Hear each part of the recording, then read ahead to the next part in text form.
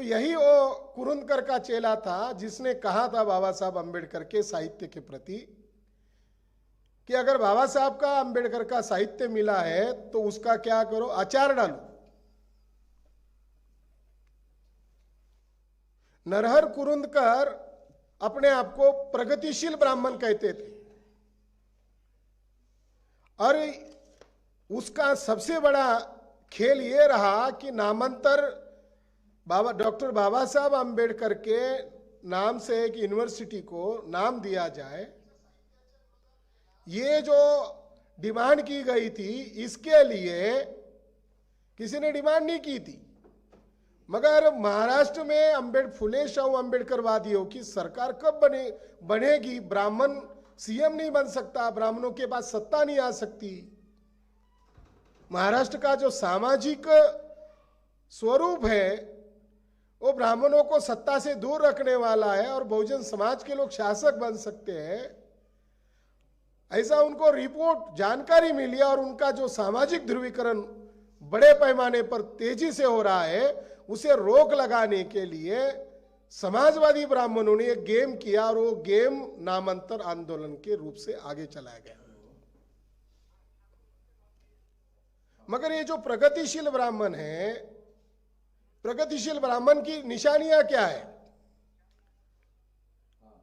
तो नरहर कुरुंदकर जो प्रगतिशील ब्राह्मण है इसकी निशानी क्या है कि जब उसने कार्यक्रम करने के लिए गया और जहां पर वो रुकने वाला था अपना कपड़ा उतारा, ड्रेस उतारा, शर्ट उतारा, तो अंदर से उसका जनेऊ दिखाई देने लगा। तो जो प्रगतिशील कार्यकर्ता था, बहुजन कार्यकर्ता, उसने उसको पूछा, कुरुंदकर जी आप तो प्रगतिशील हो मगर आपका जनेऊ बाहर लटका हुआ दिखाई दे रहा है, आप प्रगतिशील हो कैसे हो? तो कुरुंदकर जी ने उसका जवाब दिया कि मैं जो दांत साफ करता हूं, कान साफ करता हूं, उसके जो औजार है छोटे छोटे होते हैं वो गुम हो जाते हैं, इसीलिए उसको लटकाने के लिए मैं जनेऊ का इस्तेमाल करता हूं।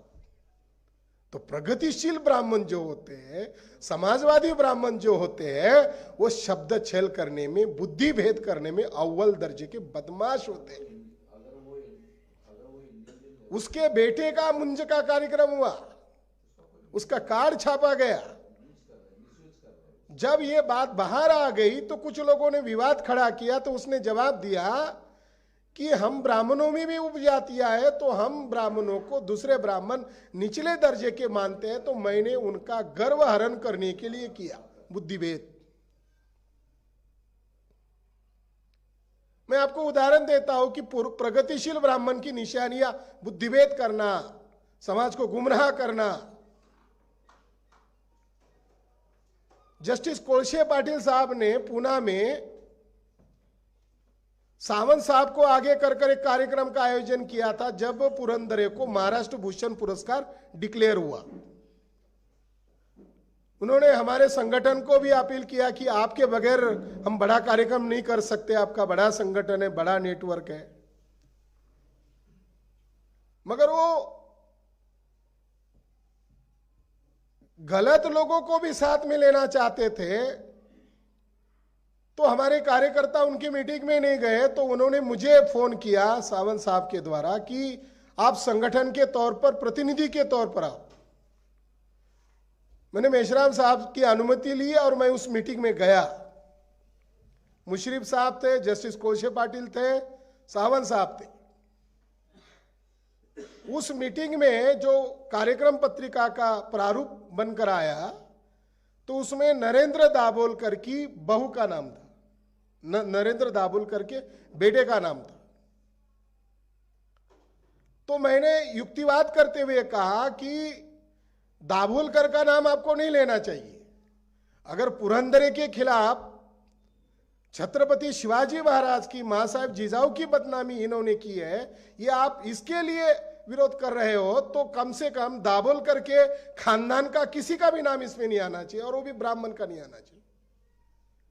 तो कोळसे पाटिल, जस्टिस कोळसे पाटिल ने कहा, अरे वो तो उनको मारा गया है, आप वो कितने क्रांतिकारी थे, अंधश्रद्धा निर्मूलन का कार्य करते थे। मैंने कहा वो जनेऊ और चोटी काटने का तो आंदोलन नहीं करते थे, वो तो सबसे बड़ी अंधश्रद्धा है।